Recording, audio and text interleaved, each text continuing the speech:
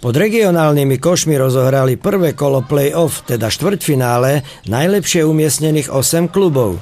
Kings Bardejov v tradičných bielých dresoch prehral z Kapibary Košice o 9 bodov 61-70. Predsavzatie pred zápasom vybudovať si čo najvyšší náskok pred odvetou stroskotalo v prvej polovici duelu. Domáci prehrali prvú štvrtinu 13-26, skoro podobne aj druhú 12-23 a polčasový výsledok bol viac ako hrozivý v ich neprospech 25-49. Po prestávke sa toho veľa nezmenilo.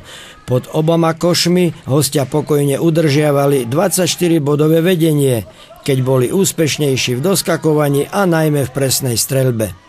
V záverečnej štvrtine sa im podaril takmer husársky kúsok. Náskok hostí neustále znižovali, len škoda, že niektoré sľubné kombinácie či zakončenia spod koša nedotiahli do úspešného konca.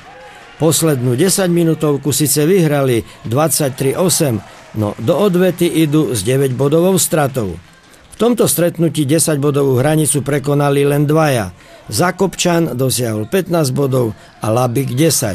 Za hostí skúsení Mišinský a Lipnický zaznamenali 26 a 14 bodov.